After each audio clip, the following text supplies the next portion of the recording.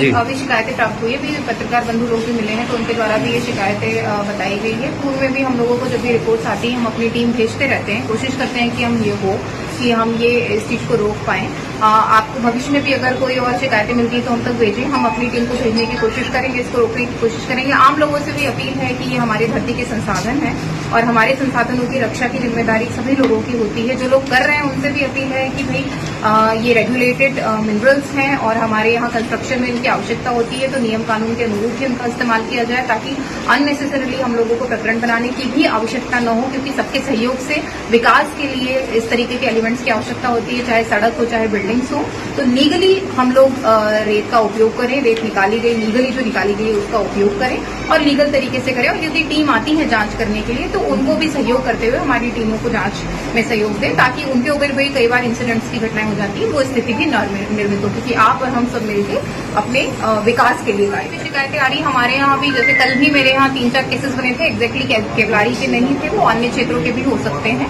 तो हमारी माइनिंग की टीम भी रोज केस बनाती है, पर फिर भी आप लोगों को जहां से भी जानकारी मिले अगर हमको बताएंगे तो हमारी एसडीएम साहब की टीम भी, माइनिंग की टीम भी बना के कोशिश करेगी कि हम लोग इसको रोक पाएं। रॉयल्टी भी जितनी कटनी चाहिए उतना ही ट्रैवलिंग होनी चाहिए रेत की। अगेन मेरी तो अपील हमेशा रहती है कि लोग लीगली काम करें ताकि सब लोग मिलजुल के इस विकास में अपना कार्य करें, ना कि किसी भी प्रकार से शासन के या लोगों के हितों की चोरी करें।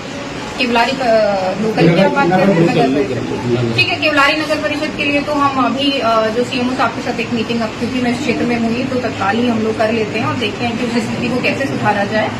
ग्रामीण क्षेत्रों में भी इनफैक्ट आज मैं फील्ड में घूम रही थी तो न सिर्फ केवलारी में, हमें जिले में भी समझ में आ रहा है कि जल को लेकर विभिन्न प्रकार की ग्राम पंचायतों में इश्यूज हैं। उसको जिस तरीके से हम लोग प्रशासन से चाहे सोच का निर्माण करके, चाहे पाइपलाइन को सुधार करके, चाहे बिजली के बिलों को भर करके, कैसे भी करके हम लोग प्रयत्न करेंगे कि लोगों को पानी संबंधी परेशानी न जाए। इसमें भी मेरी आप सभी से ये रिक्वेस्ट ही रहेगी कि आप लोग को आती शिकायतें आप बताइए, जनसुनवाई के माध्यम से, सी हेल्पलाइन के माध्यम से भी लोग हम तक पहुंचाते हैं, कई बार पर्सनली आके भी लोग हम तक पहुंचाते हैं। अभी भी आप लोगों ने द्वारा जो बताई गई है, तो आप अगर स्पेसिफिक प्लेसेस का नाम बताएंगे तो वहां पे एक्शन लेना हमारे लिए थोड़ा आसान होता है।